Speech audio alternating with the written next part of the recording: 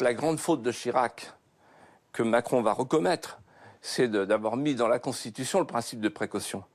Parce que quand vous mettez dans la Constitution le principe de précaution, vous ne faites plus rien.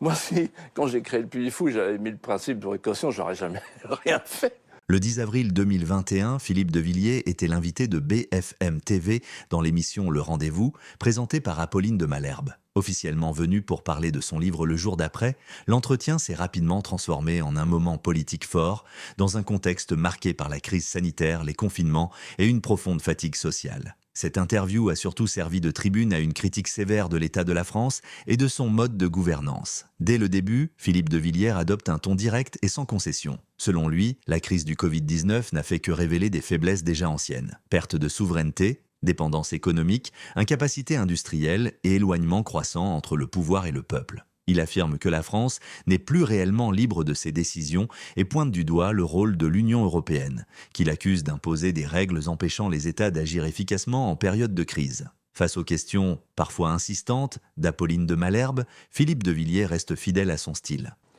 Je suis au contraire avec un temps d'avance, dans une sagesse prémonitoire.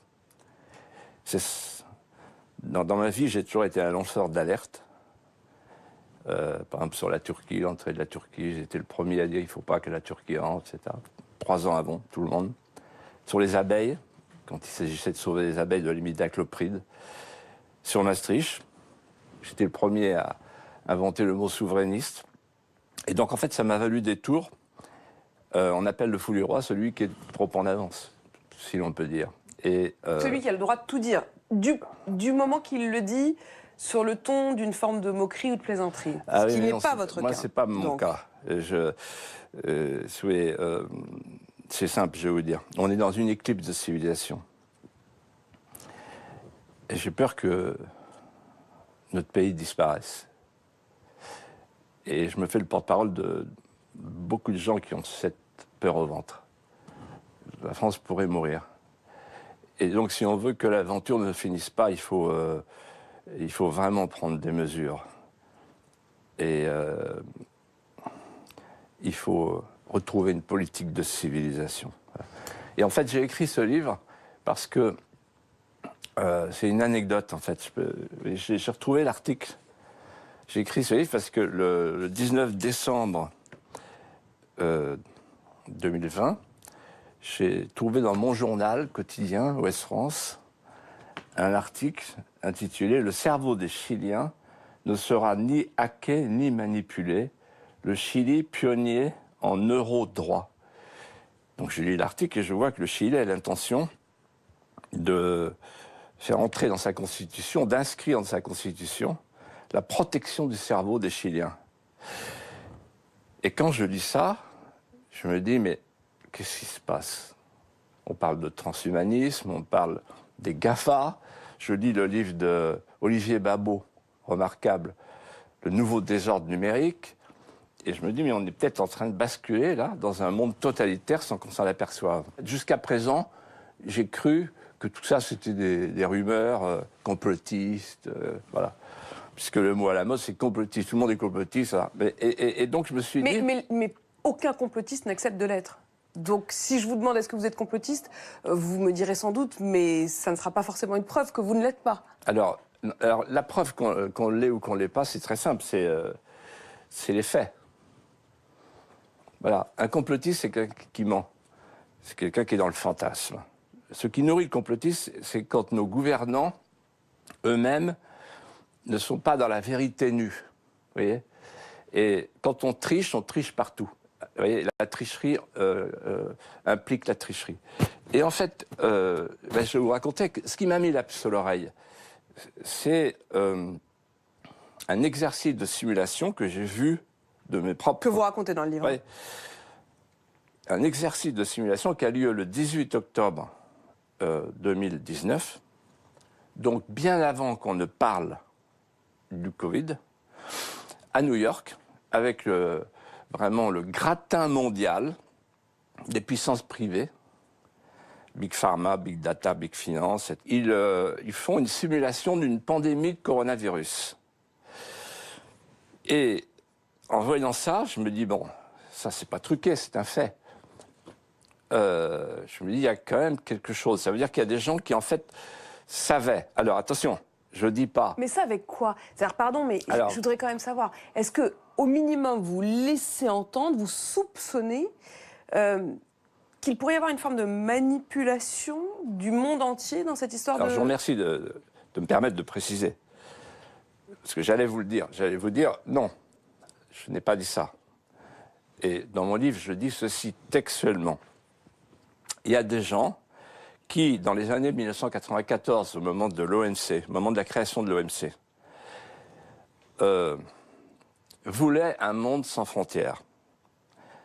Les uns, par souci idéologique, pour remplacer les frontières par les murs par des ponts, comme on dit, et les autres, dans un souci d'intérêt, pour ouvrir un grand marché planétaire de masse. Mais ce faisant, ils savaient, puisque nous le savions avec Jimmy Goldsmith, on avait fait une campagne là-dessus. Pardon, Philippe de Villiers, mais je voudrais quand même comprendre, qu'on revienne à ce qui se passe aujourd'hui. Est-ce que vous sous-entendez qu'ils savaient qu'une pandémie arriverait? Non. Ou est-ce que vous vous dites, si une pandémie arrivait, alors ils voulaient l'utiliser Exactement. aux fins de contrôler davantage le monde? Voilà.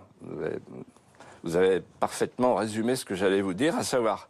Ils n'ont pas créé cette pandémie, mais ils l'utilisent alors. Alors, simplement, ils savaient, Jimmy Goldsmith, qui était un grand chef d'entreprise, qui avait profité du mondialisme, me dit à moi, il y a 200 000 microbes qui se baladent, et donc c'est une folie de faire un monde sans cloison, parce que, et il ajoute, et je le cite, si vous mettez 5 ou 6 milliards de personnes dans la même pièce, le microbe, s'il y en a un, il va mettre tout le monde au tapis.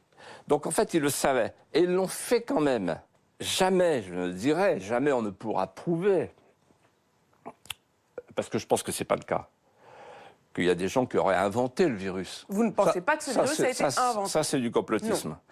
En revanche, ce que je dis, à travers ce livre, paru le 2 juin 2020, c'est qu'il y a des gens, les géants du numérique, qui en tirent profit. Qui en tirent profit. Et Philippe de Villiers, on va revenir aussi à ce qui se passe ici en France et ce que vous décrivez comme une dictature hygiéniste.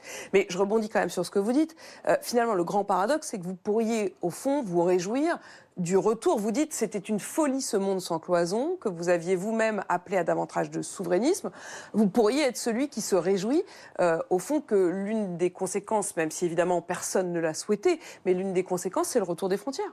C'est drôle parce qu'il y a encore quelques semaines, souvenez-vous, la phrase de Emmanuel Macron, le virus n'a pas de passeport. Le problème, c'est que ceux qui ont le virus en ont un.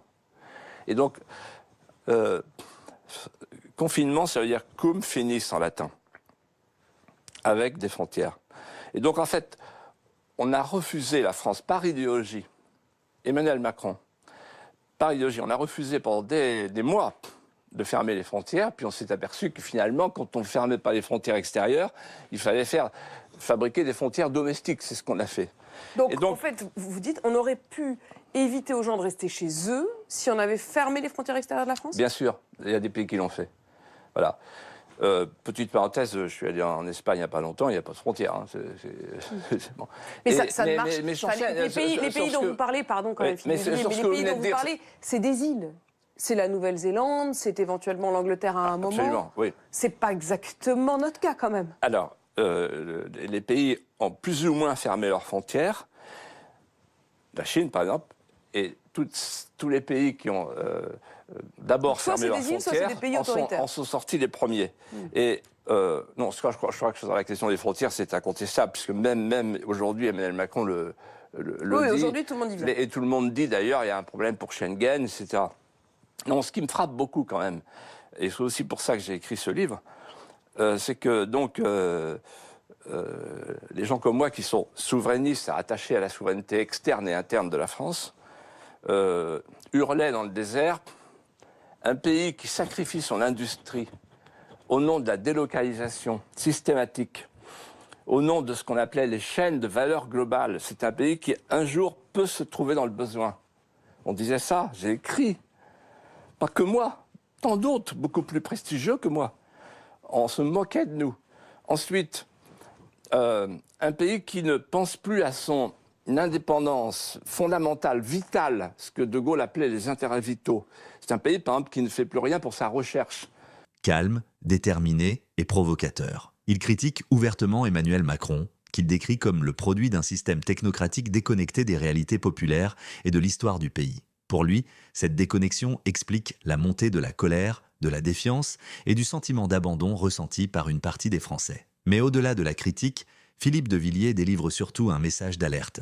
Il appelle la France à reprendre le contrôle de son destin, à retrouver sa souveraineté politique, mais économique et culturelle, et à renouer avec son identité et sa mémoire. Selon lui, un pays qui renonce à ce qu'il est finit par perdre toute vision de son avenir. Cette émission du 10 avril 2021 reste ainsi un moment marquant de la télévision politique française. Que l'on partage ou non ses idées, Philippe de Villiers y apparaît comme une voix libre, assumée et clivante, capable de poser des questions essentielles sur l'avenir de la France et de susciter un débat qui, encore aujourd'hui, continue de diviser et de faire réfléchir.